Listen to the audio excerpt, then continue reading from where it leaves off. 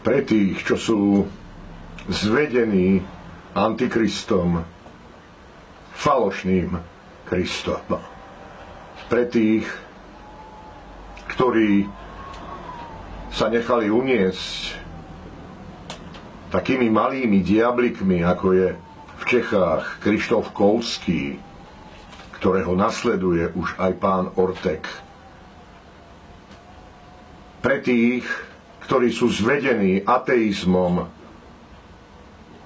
pre tých, ktorí nechápu pojem syn človeka, pre tých, ktorí sú zvedení literatúrou, ako je napríklad Da Vinciho kód.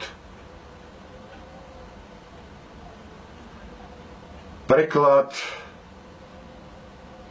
roháčkov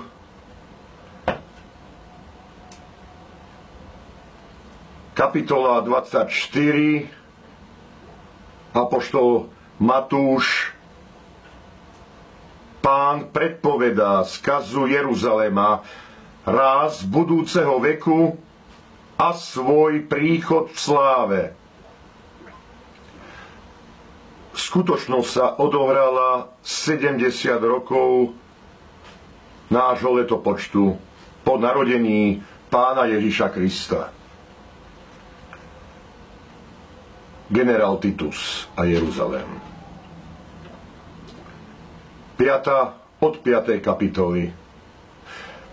Lebo mnohí prídu pod mojím menom a budú hovoriť: ja som Kristus, a zvedú mnohých. Pre tých, čo nepoznajú pojem Kristus. Kristus je spasiteľ, Mesiáš v gréčtine. A budete slýchať o vojnách a chýri o vojnách. Hľadte, aby ste sa nestrachovali, lebo to všetko sa musí stať.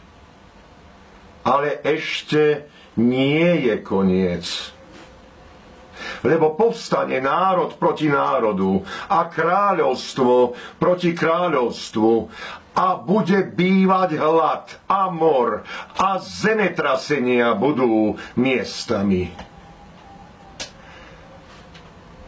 A to všetko je počiatkom prepôrodných bolestí sveta. Vtedy vás vydajú v súženie a budú vás zabíjať. A budete nenávidení od všetkých národov pre moje meno. A vtedy sa pohoršia mnohí a budú jedni druhých zrádzať a jedni druhých nenávidieť. A povstanú aj mnohí falošní proroci a zvedú mnohých.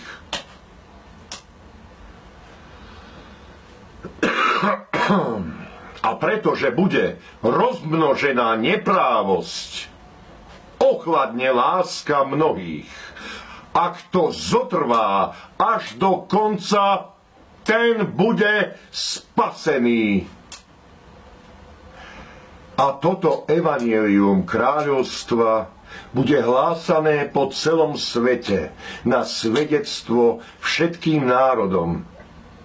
A vtedy príde koniec. Keď tedy uvidíte ohavnosť spustošenia, o ktorej hovoril prorok Daniel, že stojí na svatom mieste. Kto čítaš, rozumej.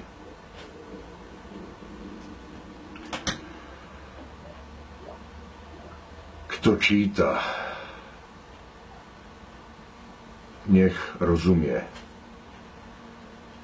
Modlím sa za takých, ako je pán Ortek, alebo ten Krištof Kolský, ktorých diabol dostal. Modlím sa za takých, ako je pán Vladimír Kapal, ako je Ľubo Huďo, aj Noro Lichner, ktorí nenašli zatiaľ pravdu a sú pod vplyvom tohto satanistického zla. A modlím sa za všetkých na celej zemi. A modlím sa hlavne za tých, čo sa mi teraz budú smiať a budú ma mať možno za blázna, možno za primitíva. Ďakujem im za to, že ma tak pomenovali. Som hladný, škvrka mi v bruchu, pôjdem sa najesť. Ďakujem, Pane Ježiši Kriste.